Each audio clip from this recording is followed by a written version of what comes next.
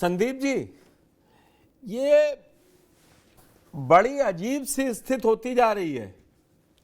जो सरकार 2022 में फुल मैंडेट के साथ आई, सहयोगियों की को संभाले रखा था, वो 24 में पहले एक सहयोगी जुड़ा, फिर दो राजभर जुड़े, फिर आरएलडी भी जुड़ गया जो उधर से टूट के आया। खटपट तो वहां सुनाई देनी चाहिए थी, खटपट यहां है। कहीं संजय निषाद बता रहे हैं कि क्यों जीत हार रहे हैं, कहीं गलतियां हो गई। राजभर भी कह रहे हैं कि संविदा की भाई हम योगी जी से बात तो करेंगे ही, निकलेगा कि क्या क्यों ऐसा है क्या है। जयंत चौधरी भी अलग अलाप रहे हैं। तो बीजेपी में जो अंदर खाने खटपट चल रही है, दिख रही है कि जैसे वो उनकी उधर मीटिंग होती है तो उनका दौरा कहीं और हो जाता है, जब संगठन की मीटिंग होती है तो मुख्यमंत्री के पूर्व निर्धारित कार्यक्रम लगे होते हैं, एक पेज पे नहीं दिखाई दे रहे हैं। क्या आपको लग रहा है?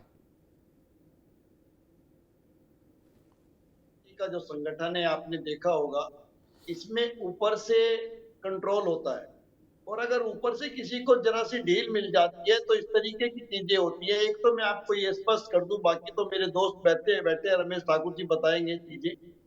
एक तो ये बता दूं कि ऊपर से जब किसी व्यक्ति को थोड़ी पावर मिल जाती है, कुछ इशारा मिल जाता है, तो वो इस तरीके की चीजें खासकर बीजेपी में कर सकता है। दूसरी पार्टियों का तो मुझे नहीं पता, अदरवाइज बीजेपी में बिल्कुल साइलेंट रहना पड़ता है। यहाँ पे एक्शन बहुत जबरदस्त होते हैं, आपने देखा होगा।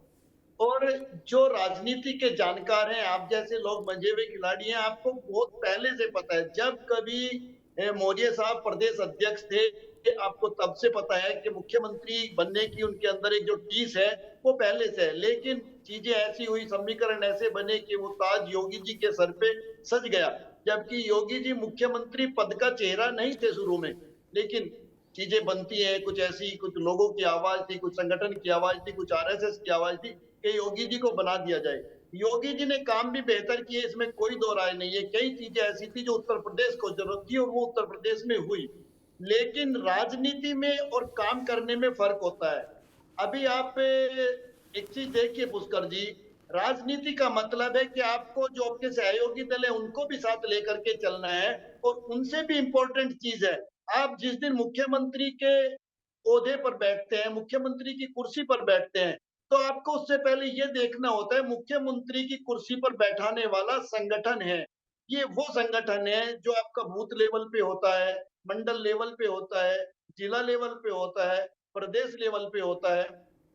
तो जो आपके साथ पैरेलल प्रदेश के अंदर संगठन है, उसके साथ आपकी क्या कनेक्टिविटी है, क्या बॉन्डिंग है, आपने उसको बनने के बाद मुख्यमंत्री कमजोर किया है या आपने उसको मजबूत किया है। मैं आपको बताऊं, उत्तर प्रदेश का जो बीजेपी का संगठन है, हम लोगों के टच में भी बहुत बीजेपी के नेता होते हैं, उनकी बेचारों की इतनी भी आज पावर नहीं है कि वो कहीं थाने का काम करा सके, वो तहसील का कोई काम करवा सके अपने लोगों को, या जिले के काम करा सके। जबकि जब कोई रैली होनी होती है, कोई गैदरिंग होनी होती है, पार्टी को अपनी ताकत दिखानी होती है, तो उन्हीं कार्यकर्ताओं की ड्यूटी लगाई जाती है। अब जब वो कार्यकर्ता गांव में, गली में, मोहल्ले में लोगों को इकट्ठा करते हैं, वो कहते हैं भाई तुमसे हमारा एक छोटा सा काम नहीं हो सकता। तो ऐसे में संगठन कमजोर होते हैं और नेताओं के अंदर कहीं ना कहीं नाराजगी बढ़ती है। और योगी जी जब मुख्यमंत्री बने, सबसे पहले इन्होंने एक आदेश जारी किया कि कोई भी कार्यकर्ता कहीं किसी एसएसपी के पास, डीएम के पास, एसएचओ के पास नहीं जाएगा। और इससे हुआ क्या, इससे जो आप कहते हैं ब्यूरोक्रेसी, अधिकारियों ने अपनी मनमानी शुरू कर दी। और हकीकत यह है कि ऊपर लोगों को यह लगता है कि प्रदेश के अंदर भ्रष्टाचार नहीं है, भ्रष्टाचार भी जोरों पर है, अधिकारी किसी को नहीं बकसते। और कार्यकर्ता इसलिए दुखी है कि उनके अपने काम नहीं होते और वो दूसरे कार्यकर्ताओं के भी काम नहीं करा सकते। तो इस तरीके से धीरे धीरे गैप डेवलप हुआ, और इसीलिए केशव प्रसाद मौर्य जी चूंकि संगठन के व्यक्ति हैं और योगी जी लगातार एमपी रहे हैं, उन्हें संगठन की बहुत ज्यादा जानकारी नहीं है, ना उन्होंने कभी संगठन में किसी पद पर काम किया, ना वो जिले में रहे, ना वो प्रदेश में कभी महामंत्री, मंत्री, उपाध्यक्ष कभी नहीं रहे। तो ये फर्क है। इसीलिए केशव प्रसाद मौर्य ने अपने कार्यकर्ताओं और संगठन को बल देने के लिए वो स्टेटमेंट दिया है जिसमें उन्होंने कहा है कि संगठन सरकार से ऊपर है या सरकार से ताकतवर है। वो लड़ाई तो इस वहां की तरीके खत्म, की वो लड़ाई इसलिए सुनवाया था आपको बाइट कि वो 14 तारीख से चली आ रही है, और लेकिन बैठकों में ना शामिल होना, और जिस तरीके से अनुपम जी आपके पास आता हूं, 2 दिन में जो केशव प्रसाद मौर्य से कुछ बीजेपी के लोग मिले हैं, कैंप कार्यालय लखनऊ में बीजेपी यूपी के ओबीसी मोर्चा यूपी बीजेपी के राज्य मंत्री श्री नरेंद्र कश्यप जी से और शिष्टाचार भेंट की, पूर्व सांसद राजेश वर्मा जी से आत्मीय भेंट, कैबिनेट मंत्री दारा सिंह चौहान जी से शिष्टाचार भेंट, आज ही विधायकगढ़ श्री उमेश द्विवेदी, गौरी शंकर वर्मा, भगवान कुशवाहा, देवेंद्र प्रताप सिंह जी और पूर्व विधायक श्री ममतेज शाक्य जी से कुशल क्षेम लिया, सुहेल देव भारती राष्ट्रीय उत्तर प्रदेश कैबिनेट मंत्री ओम प्रकाश राजभर जी से आत्मीय भेंट, वाराणसी जिला पंचायत अध्यक्ष श्रीमती पूनम मौर्य, जिला पंचायत अध्यक्ष मांगेराम चौधरी जी, सोमवार को विधायकगढ़ कैलाश राजपूत, पवन चौहान एवं पूर्व विधायक, कई पूर्व विधायकों से मिले। एक तरीके से ये मैंने, आप कोई भी जा सकता है जो एक्स पोस्ट पे जाएगा केशव प्रसाद मौर्य की मिल जाएगा। इसमें क्या अगड़ा वर्सेस पिछड़े की लड़ाई नहीं करना चाह रहे हैं केशव प्रसाद मौर्य?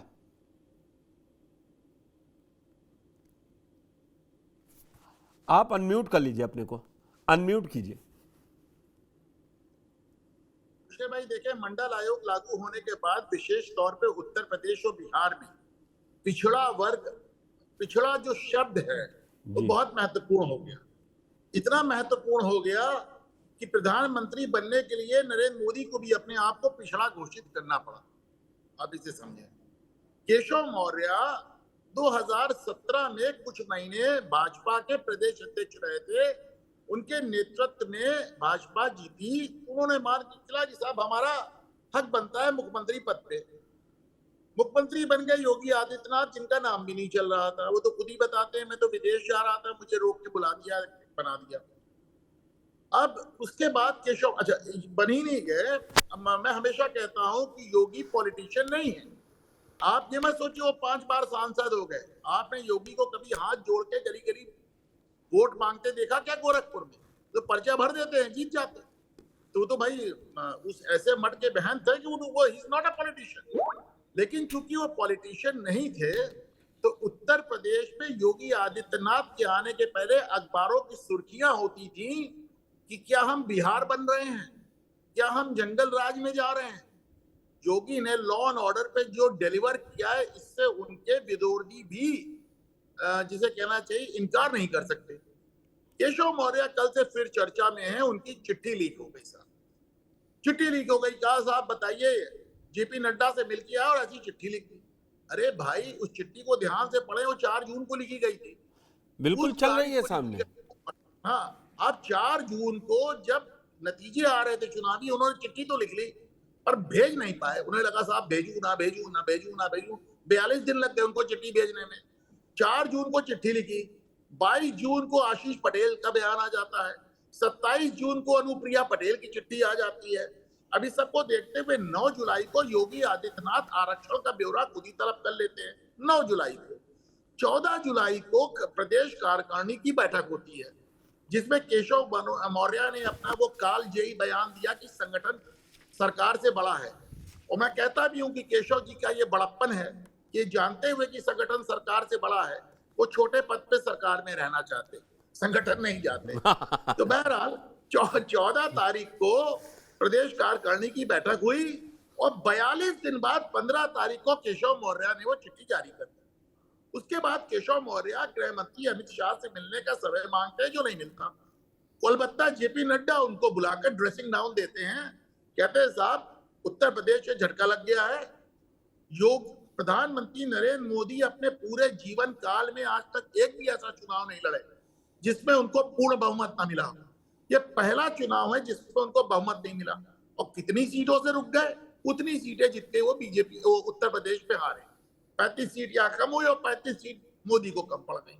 तो उन्होंने कहा साहब अब योगी को हमें फ्री हैंड देना है, और आप देखिए उनके मनमर्जी, हमने चीफ सेक्रेटरी भी दे दिया, डीजी भी दे दिया, अब हमको आप उनकी कार्यशैली में आप बिल्कुल भी इंटरफियर ना करें। उसके बाद आप देखिए वो लौट के आते हैं, योगी फ्रंट फुट पे खेलने लगते हैं, केशव मौर्य पवेलियन में चले जाते हैं। योगी को आपने देखा कांवड़ यात्रा वाला फरमान आ जाता है उनका, और योगी के फरमान पे आपने देखा उत्तराखंड के भाजपा सरकार आ जाती है, मध्य प्रदेश की भाजपा सरकार आ जाती है, आसाम और बिहार से समर्थन आ जाता है। सुप्रीम कोर्ट में जब ये चैलेंज होता है तो भारत सरकार उसमें additional solicitor general Tushar Mehta को भेजती है। तुषार मेहता नीट वाली हियरिंग में रह जाते हैं, सुप्रीम कोर्ट एक्स पार्टी फैसला कर देती है। फिर से इस पे एक मिनट अनुपम जी, फिर इस पे उत्तर प्रदेश सरकार ने वकील क्यों नहीं भेजा?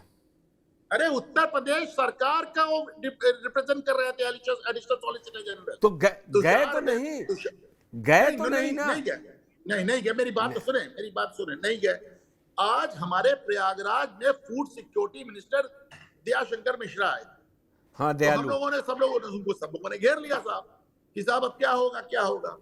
तो उन्होंने तो बयान दिया बाकायदा, उन्होंने कहा कि साहब ये जो साइन बोर्ड पे नाम लिखने वाला मामला है, हम उस पे 1 इंच इधर उधर होने वाले नहीं।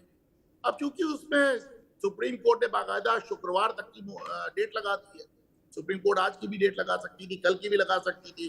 एक्स पार्टी जजमेंट हुआ, भाजपा को नहीं सुना, सरकार को नहीं सुना गया, तो इसलिए बात अलग है। लेकिन मैं लगातार कह रहा हूं कि योगी आदित्यनाथ इस कदम को वापस खींचना अफोर्ड नहीं कर सकते।